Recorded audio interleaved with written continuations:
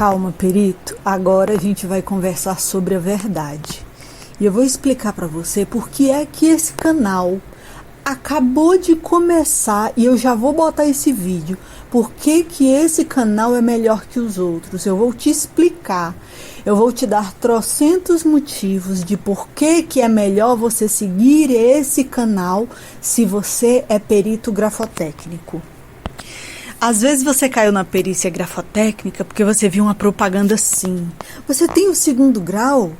Você não quer se preocupar em passar com concurso? Quer ganhar 20 mil por mês? Vinha para o meu curso, perícia grafotécnica.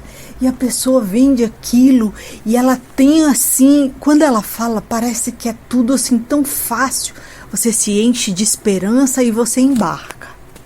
Ou então, às vezes, a pessoa te vende o curso e ela é super simpática nas aulas e você se sente totalmente amparada nas aulas. E ela fala, olha, depois que o curso acabar, vai ter um grupo e nesse grupo a gente vai tirar as dúvidas, eu não vou te deixar sozinho, eu vou te dar a mão e a gente vai se levantar junto, a gente vai caminhar junto. E você fala, poxa, agora me encontrei, eu acredito que a perícia é uma área onde eu posso me desenvolver, as pessoas estão ganhando dinheiro, e aí o professor é super simpático. Mas aí você vai ver que a pessoa que está dando aula, ela está te dando aula lá no curso que ela vendeu, ela está com um sorrisão. E aquele sorrisão não se sustenta quando ela está naquele grupo. Tem aquele grupo lá de peritos grafotécnicos que estão espalhados por todo o Brasil? Tem, glória a Deus. Mas a simpatia do professor já não é a mesma. Por quê? Porque aquilo ali não está dando lucro a ele, gente. Aquilo, ele tem as contas dele para pagar, ele tem os problemas dele, não dá para ficar pegando na mão de criancinha para poder crescer. Fomos nós que compramos, que criamos essa expectativa, essa ilusão de que teria um determinado grau de facilidade. Eu não estou te falando que o professor está te enganando. Eu estou falando que a pessoa demonstra. Enquanto ela faz a propaganda, enquanto ela te dá a aula, ela demonstra uma alegria, um bom humor esfuziante. E aquilo mantém acesa a chama da sua esperança. Mas aí o curso acabou, você pegou o diploma e agora você se pergunta, o que eu faço? Parece que aquela chama da sua esperança, parece que ela vai se apagando e você vai se sentindo perdido, sozinho na escuridão. E por que eu estou conversando sobre isso com você? Porque ali as pessoas estão, e elas estão assim todas muito focadas, falando só de perícia, o tempo todo só de perícia, e todo mundo bonitinho, engomadinho, se chamando de doutor. E você vê que você não se encaixa. Você não se encaixa naquele cenário. Você vê que tem alguma coisa errada, mas você não sabe explicar.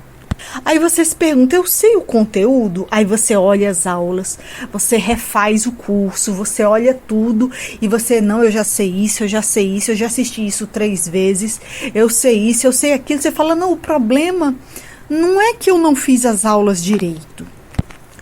O problema, muitas vezes, é que, especialmente se você for mulher, você tem que aprender a ser perita enquanto você aprende a administrar o caos que está a sua vida. Por quê? O curso tinha que ser, assim, bem definido para pessoas como eu. Então, esse canal, acima de tudo, é para mim mesma. É como se tornar perita grafotécnica em meio às suas obrigações como mãe, que você tem que ser a psicóloga, a patrocinadora, a faxineira, a juíza, a cozinheira, a babá. Tem que administrar a fase aborrecente dos filhos, a hora que volta para casa, a evolução dos filhos na escola, os seus problemas no seu trabalho, as suas obrigações, as metas que você tem que atingir. Os quilos que você vê aumentar, a celulite que se multiplica, a TPM que chega, a menopausa que se aproxima.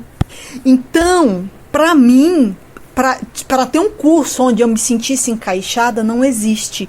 Então eu estou fazendo este canal como um curso para mim, como ser perita grafotécnica em meio ao caos da sua vida. O meu primeiro professor de perícia, ele fez um grupo do Telegram de peritos grafotécnicos de todo o Brasil, e lá você pode tirar suas dúvidas. Então, Gwina, se tem um grupo para você tirar dúvidas, cara, qual é o teu problema? O negócio é o seguinte, o problema para mim é que eu me sinto como se eu tivesse que pular no bonde andando. E eu sou aquela pessoa que eu caminho, e eu já caminho assim. Meu Deus, se tem uma coisa que eu odeio na minha vida é virar o pé. Já virou o pé? Torceu o pé? Eu tenho maior raiva disso. Por quê? Porque eu tenho fascite plantar, então meus pés doem muito. Então eu já ando com a maior cautela. Aí pensa uma pessoa que já anda com medo de virar o pé e o bonde está passando. O bonde está passando, o bonde está andando, você tem que correr, dar estrelinha, pegar o bonde, fazer tudo que você tem que fazer e aprender a ser perita. Então o problema não é ser perita, o problema é ser perita no contexto que a sua vida tem. Ou pelo menos no contexto em que sua vida está temporariamente. Qual é o outro problema que eu vejo lá naquele grupo? Eu não estou reclamando do professor, não estou reclamando do grupo, dou glória a Deus que ele existe. Mas ali, cada um está num nível diferente. E se você não olhar o grupo, a cada meia hora você se perde. E eu não sou essa pessoa que estou ali a cada meia hora acompanhando. A minha vida tem 300 outras demandas e às vezes eu preciso ir para a caixa do nada para não pirar. Ainda tem outro detalhe. Tem coisas que eu detesto. Se você for procurar as informações aí, os especialistas, eles afirmam que a tradição diz que não é errado chamar médicos e advogados de doutores, mas os especialistas em quem? Perguntaram para os próprios médicos e para os próprios advogados: é errado chamar vocês de doutores? Então, eles iam dizer o quê? Não é a nossa tradição, pois a minha tradição de Gwina Figueiredo é dizer a verdade. Não, para você ser doutor, você tem que fazer doutorado. Aqui eles falam, os especialistas afirmam que devido à tradição não é errado. Mas quem são esses especialistas? São eles mesmos julgando sua própria causa. Aí eu já fico pé da vida com essa história de ter que chamar advogado e médico de doutor. Hoje eu fui ao médico, por exemplo, falei lá: Suzana, não sei o que, não sei o que, não sei o que, eu tenho que tomar um remédio assim, assim, assim? Sim, eu me sinto à vontade de chamar ela pelo nome. Se ela não gosta de ouvir o nome dela, aí é problema dela, eu já não tenho nada a ver com isso. Eu tenho um pensamento assim: uma pessoa que precisa se apresentar para você, você está conhecendo uma pessoa, aí ela vai lá e fala prazer, satisfação, arquiteto João Ferreira. Rapaz, sua mãe botou teu nome de arquiteto João Ferreira? Rapaz, se você precisa apresentar a sua profissão antes do seu nome, será que o seu nome não vale nada? Você como pessoa não vale nada? Você precisa dizer que você é arquiteto? Eu gosto de conversar com pessoas assim. Cara, eu tô conversando com a pessoa, quando eu vou ver, eu vou descobrindo assim, ó, caramba, aquela ali é a cozinheira, aquele ali é o médico, aquele ali é o policial, aquela ali é a enfermeira. Mas as pessoas não precisam esfregar os seus diplomas nas caras dos outros para poder manter um relacionamento. Então, eu simplesmente detesto isso. Mas eu não vou chegar para brigar com os advogados, com os doutores. Eu estou entrando neste meio agora. Mas aí você faz um cursinho de algumas horas, ganha um diploma de perícia grafotécnica e os peritos grafotécnicos começam a se chamar um ao outro de doutor também. Cara, eu não falo palavrão não, mas vem na ponta da língua para falar. Cara, se nem médico, se nem advogado, não é doutor, não é perito grafotécnico que é doutor. O que eu gosto de perícia é que eu investigo a verdade. Então, a primeira verdade é que eu não sou doutora. E aí entra uma história engraçada, né? Porque a gente aprende na escola, se você for olhar os livros de história, fala assim, a invasão dos bárbaros, tem vários livros com termos bárbaros, mas você conhece a história dos bárbaros? Os gregos, eles eram os tais na antiguidade, os sabichões. Por que eles eram os sabichões? Porque eles tinham uma estrutura de escravidão que sustentava eles ficarem na ociosidade, e eles praticavam um ócio produtivo de filosofar e produzir conteúdo, e esse conteúdo abençoou o mundo inteiro. Só que o que os gregos faziam? O que eles falavam? Todo mundo que não é como nós é como bicho, são os bárbaros. Então os gregos se referiam a qualquer outro povo como os bárbaros. Aí beleza, aí chegam os romanos na história e pegam o mesmo termo. Só que eles começam a ouvir dos bárbaros e eles se incluem e eles mesmos se colocam no patamar que os gregos se colocavam. Mas espera aí, quem começou com essa história de os bárbaros foram os gregos. Agora os romanos, não, nós somos como os gregos, bárbaros são os outros. Eu não sei se eu estou conseguindo ser clara para você fazer o link entre os bárbaros e os doutores. O que eu tô querendo te dizer é que eu detesto pessoas que se acham. E pessoas que se acham, que às vezes convencem os outros que elas estão acima ou que elas realmente estão num patamar superior a mim ou a você. Então, quando eu terminei o cursinho lá do meu professor, foi um cursinho muito bom, mas eu não me senti segura, então eu encontrei. O primeiro problema foi que eu encontrei a necessidade de buscar por mais conteúdo para eu me sentir segura. E aí você vê que, meu Deus, um livro sobre análise grafoscópica é praticamente o preço do curso que você paga. E aí eu escolhi um livro de um homem que ele tem um sobrenome tão difícil que com certeza eu vou errar, então me perdoe, o Samuel Feuerhamel, que eu comprei o livro Análise Grafoscópica de Assinaturas e fui ler. Menino, pensa que leitura difícil. Eu tive que ler cada parágrafo 5 vezes e falar, Gweninha, calma, você vai digerir a informação. Então você primeiro comprar esse livro, que é um livro de cerca de 200 páginas, você chegar, deixa eu ver quantas páginas para não dizer que eu estou mentindo. Nossa, pensei que tinha menos, mas tem 300. Mas chegar ao final desse livro já é um ato de fé. Chegar ao final desse livro e dizer, eu entendi o conteúdo, eu entendi parcialmente, já é mais do que um ato de fé, já é um milagre. E aí você, não, vou ler esse livro agora pela segunda vez. Aí, depois que você faz o curso, que você pega uma bibliografia e você já vai ler, e lê pela segunda vez, e você já está calma com o conteúdo, não pense que os seus problemas se acabaram. Qual foi o segundo problema que eu encontrei?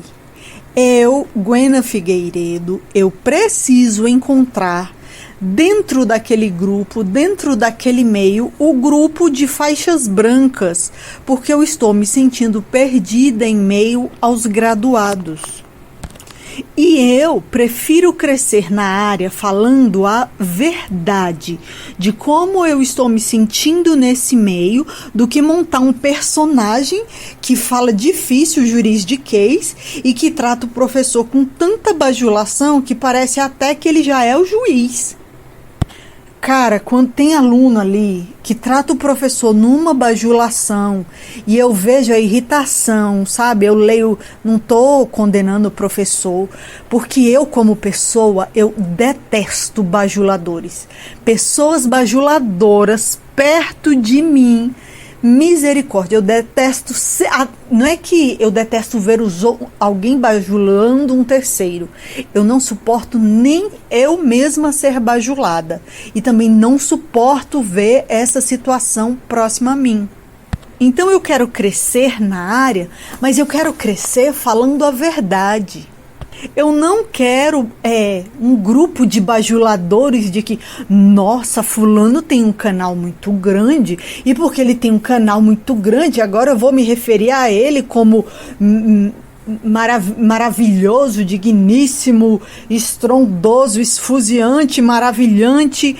Não, cara, eu quero a simplicidade de poder conversar sobre termos técnicos do processo de perícia grafoscópica sem precisar fingir ser uma coisa que eu não sou. Eu acho lindo. Tem uma moça, uma senhora, ela faz o meu imposto de renda todo ano. Pensa numa mulher equilibrada, sóbria. Todo ano eu encontro ela. A mesa dela está no mesmo lugar, com a mesma organização. Ela nem sorri e ela nem é emburrada. Ela é simpática, mas na medida certa. Ela não te dá um sorriso além do que aquele vínculo ali de estou aqui só fazendo o seu imposto de renda. A única coisa que mudou naquela mulher foram que lhe apareceram os cabelos brancos. São mais de 20 anos e aquela mulher continua a mesma. Eu acho lindo, mas eu não sou assim. Quando eu tô lendo um conteúdo, aí eu leio de novo. Tento, vejo de novo, não consigo. Eu entro em desespero, eu choro, eu me apavoro, eu entro em pânico. Aí quando eu entro em pânico, eu boto um monte de outros livros e vou estudar outras coisas e deixo a perícia para depois. Eu fujo do assunto, eu evito o assunto, eu administro a TPM. Eu tenho fibromialgia e preciso tomar antidepressivo. E eu quero ser perita mesmo em meio ao caos da minha vida, mesmo não sendo uma mulher como a Marli, a que faz o meu imposto de renda. Aquela mulher merecia um prêmio. Então qual é o problema com os canais sobre perícia grafotécnica? Canal nenhum, vídeo nenhum me define, vídeo nenhum me representa, vídeo nenhum me acalma, vídeo nenhum me mostra a solução. E eu não acredito naquelas máscaras de bom humor e simpatia que eu vejo nos canais. As pessoas botam uma cara tão bonita. Elas já ganharam dinheiro, né? Já ganharam uma grana, não estão na situação que eu tô. Aí elas conseguem botar uma cara de calma e de beleza e de simpatia, de bom humor, e aquilo não me representa. Porque não existe um canal de uma perita que muitas vezes está feia, descabelada, atolada em problemas e lutando para não se afogar neles. Então eu vim aqui trazer para você tudo que eu aprender para a gente evoluir junto. E a primeira coisa, a coisa que eu acho mais importante te dizer hoje sobre o meu aprendizado é: não basta fazer um curso de perícia grafotécnica. Você precisa buscar algum livro para você se sentir mais tranquilo de que você sabe o conteúdo. Outro detalhe: eu, pelo menos, busquei um curso de papiloscopia, porque folhas assinadas em branco, elas podem ser impressas e transformadas em documentos depois. E isso que vai estudar é o curso de papiloscopia. Porque não dá para você entregar um currículo nu e cru, sou perita grafotécnica e pronto, vou ganhar rios de dinheiro. Não, você tem que mostrar o diferencial. Por que eu devo escolher você? E agora, a coisa mais fascinante que eu li nesse livro. A perícia grafotécnica, ela não pode te dar 100% de certeza absoluta de nada. Por quê? O que a perícia faz é relatar o grau de compatibilidade entre duas escritas. Perícia grafotécnica, grafoscópica, nada mais é do que uma avaliação probabilística. Existe uma porcentagem que indica que esta pessoa, essa escrita e aquela escrita, elas são oriundas do mesmo punho, porque elas têm tantos pontos em comum. Ou existe uma avaliação probabilística de que elas sejam de punhos diferentes, porque os pontos em comum são raros, são poucos ou não existem.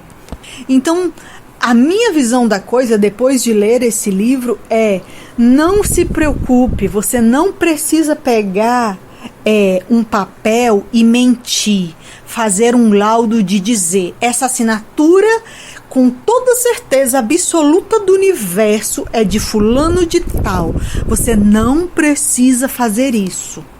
Você vai dizer para o juiz: olha, eu analisei. É claro que você não vai dizer assim, que é uma perita faixa branca começando. Você vai falar com todas as palavras bonitas, que eu vou tentar usar alguma, vamos ver se sai. Tantos pontos, meritíssimo, foram avaliados. Aí você vai citar lá: inclinação axial, comportamento de pauta, trelelê, tralalá, isso e aquilo. E as evidências número 1, 2, 3, elas foram compatíveis ou elas foram incompatíveis.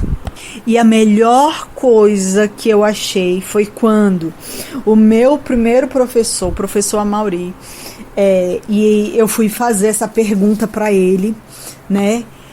Eu falei assim: professor, botei lá nas perguntas, além do laudo, eu posso fazer um laudo, tipo, fazer uma demonstração em vídeo, tipo assim, fazer uma demonstração no Canva, que era a minha ideia, explicando para o juiz com palavras que ele compreenda. Por quê? Porque ele conhece do direito, ele não vai conhecer da análise grafoscópica.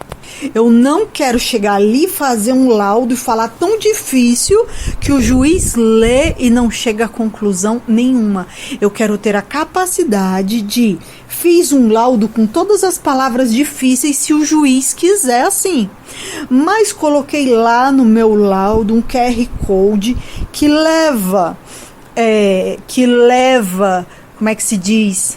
Que leva o juiz a um vídeo explicativo das minhas conclusões nas minhas humildes e simples palavras. Porque o que você não pode esquecer? Que perícia grafotécnica é uma avaliação probabilística, não é como uma digital. A digital, ela não vai mudar. Ela pode sofrer alterações se você tiver uma cicatriz no dedo, se você tiver uma alergia, mas os pontos que estão ali, eles não serão transformados. E tem mais. A escrita, ele é um processo evolutivo. A escrita, ela muda. Existem pessoas que podem ter mais de um tipo de grafia. Eu, por exemplo, escrevo tanto em letra cursiva como em caixa alta ou letra de forma, chame como você quiser. E a partir daí, você já entra em outra área, porque aqui nós estamos falando de perícia grafotécnica, mas quando nós falamos do formato das letras, se elas são ligadas umas às outras, se elas são interrompidas, como se chama escrita sincopada, aí nós vamos entrar na grafologia, que é a análise da personalidade da pessoa baseada na caligrafia dela. Mas tem um porém. Aquela caligrafia dela foi formada na infância. Da infância para cá, aquela pessoa evoluiu. E muitas vezes você vai enxergar traços, se você falar assim: ai, Gueninha, eu quero me especializar, e além da perícia grafotécnica, além da documentoscopia, da papiloscopia, eu quero estudar grafologia. Beleza, mas aí você precisa entender que a letra também evolui. Muitas vezes você vai enxergar características de uma personalidade e você está numa avaliação certíssima. Você só está atrasado uma década. Essa pessoa, o retrato, a avaliação que você faz grafologicamente, que é a análise comportamental e psicológica da escrita, aquilo ali é o retrato psicológico da pessoa 10 anos atrás. Agora, Gwena, o que eu me senti inclinada a estudar para me sentir mais confiante?